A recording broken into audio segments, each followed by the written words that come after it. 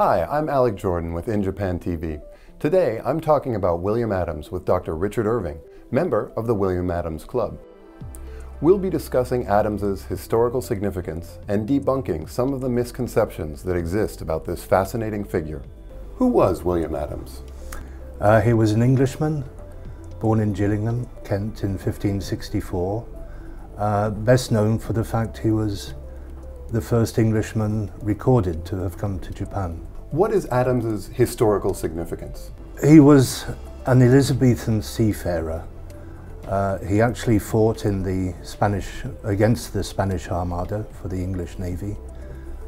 He was captain of a smallish merchant vessel, armed, used both as a supply ship, but almost certainly then engaged in the battle.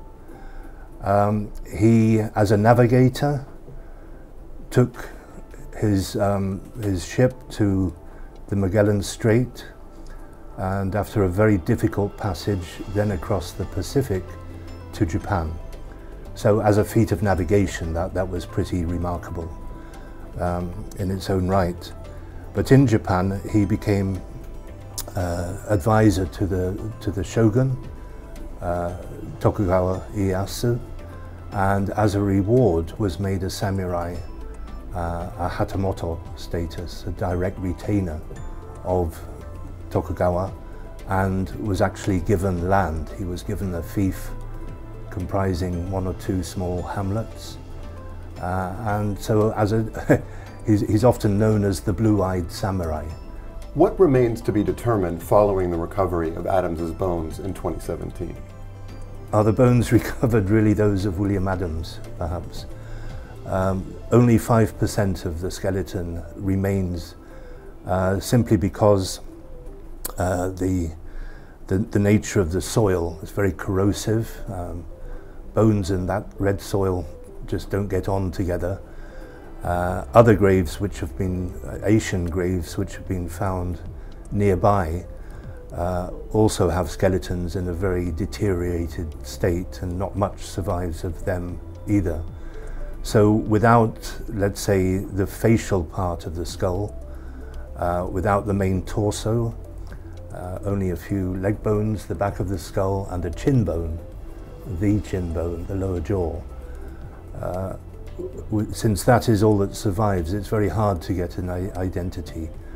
But on the basis of DNA, carbon-14, and knowledge of others, Englishmen who died at that time, we are very, very close to narrowing it down to William Adams, possibly two other people.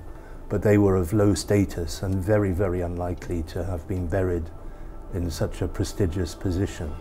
Adams's life has inconsistencies and ambiguities. Do you believe the new findings will clarify some things? I suppose most of the mystery about his life in Japan in regard to his family in Japan. He had a Japanese wife who known as Yuki or Yuki.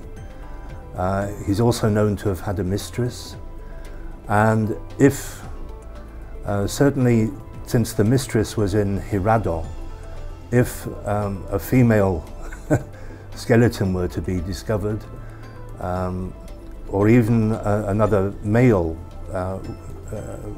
with a DNA link to the skeleton already found, then perhaps some of the mystery about who these people were could be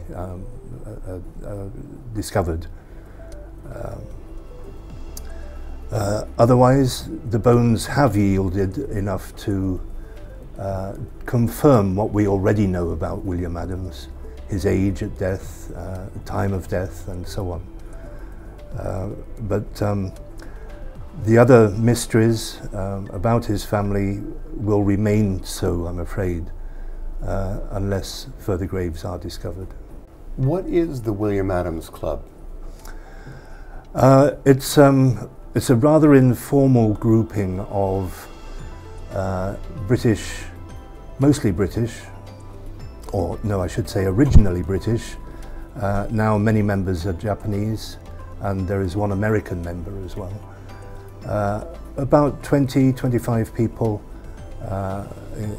with additional friends of the club who meet on an informal basis 3 times a year at times associated with events in Adam's life, his birth, his death, and his arrival in Japan. Thank you, Dr. Irving. It's been a pleasure speaking with you. I've learned a lot from our conversation. It's a pleasure for me too, thank you. Thank you for watching In Japan TV.